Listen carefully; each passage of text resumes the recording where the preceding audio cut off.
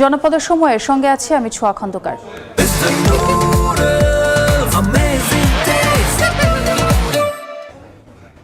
ভারতের সঙ্গে বাংলাদেশের রেল ট্রানজিট সমঝোতার খণ্ডিত অংশ প্রচার করে মিথ্যা তথ্য ছড়াচ্ছে বিএনপি, এমন অভিযোগ করেছেন তথ্য প্রতিমন্ত্রী মোহাম্মদ এ আরাফাত। দুপুরে সচিবালয়ে তিনি বলেন, দেশের মানুষকে উস্কানি দেওয়ার জন্যই কল্পিত মন গড়া কথা বলছে দলটি।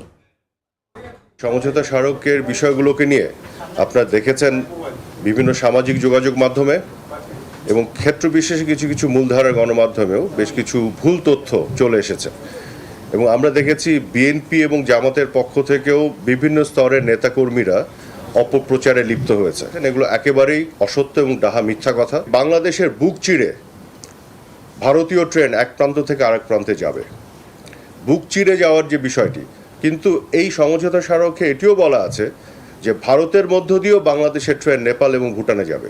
সমঝোতা স্মারকের পুরো বিষয়টি যে একটা উইন উইন, দুই দেশের জন্যই যে লাভজনক, এই বিষয়টি উল্লেখ না করে খণ্ডিতভাবে তারা অপপ্রচারের স্বার্থে এই মিথ্যাচার করছে। ভারত যে ট্রেন নিয়ে যাবে বাংলাদেশের ভিতর দিয়ে, সেখানে তারা আর্মি এবং মিলিটারি সামরিক অস্ত্রশস্ত্র নিয়ে যেতে পারে, তাতে জিও পলিটিক্যাল একটা ক্রাইসিস তৈরি হতে পারে।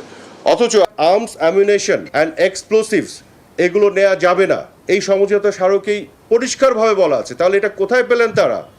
কল্পিতভাবে একটা উস্কানিমূলক একটা পরিবেশ তৈরি করছেন যেখান থেকে আর্মস নিয়ে যাবে।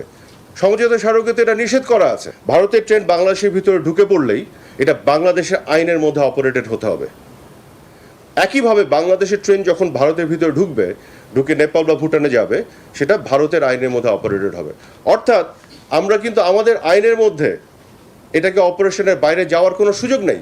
কাজে এটা টোটালি বাংলাদেশের মানুষকে বিভ্রান্ত করার জন্য, উস্কানি দেওয়ার জন্য এই কল্পিত একটা রূপকথার গল্প তারা তৈরি করেছে, যেটা আমাদের নিরাপত্তা ঝুঁকিতে ফেলবে।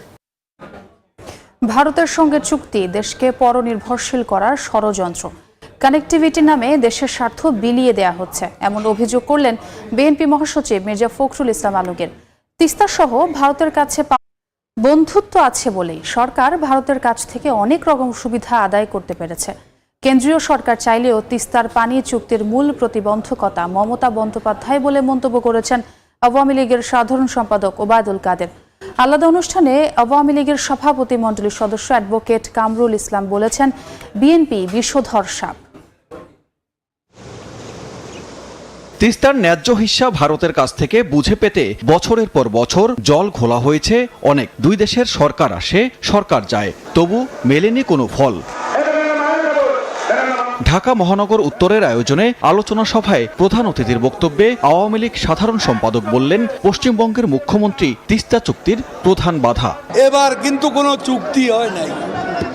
মির্জা ফখরুল, সমঝোতা স্মারক আর চুক্তি, এ দুটা কি এক? তিস্তা সহ অভিন্ন নদীর পানি নিয়ে আলোচনা অনেক দূর অগ্রগতি সাধন করেছে।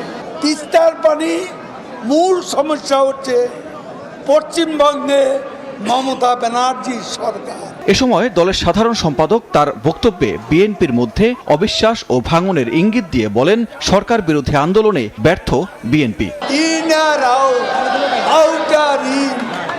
চলছে বিএনপিতে।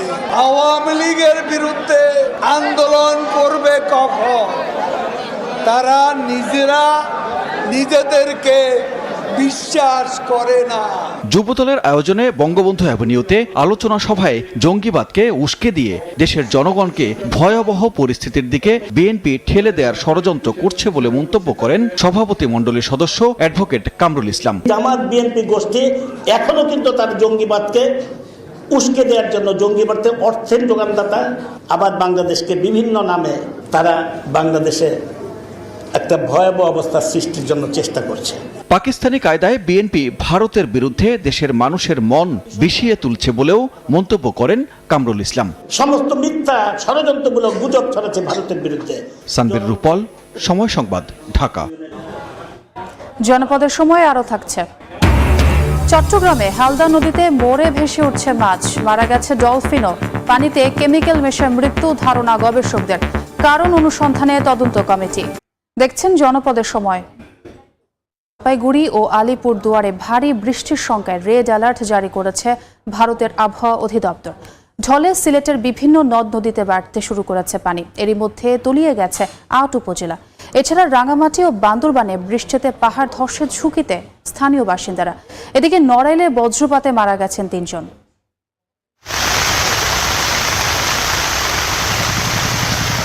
কখনো মুষলধারে, কখনো হালকা ঝিরিঝিরি বৃষ্টি, মাঝে মধ্যে ভারী বর্ষণ। গত কয়েকদিন ধরে চলা এমন পরিস্থিতিতে আবারও পাহাড়ি ঢলে তৃতীয় দফায় বন্যার শঙ্কা সিলেটে। ভারতের মেঘালয়ের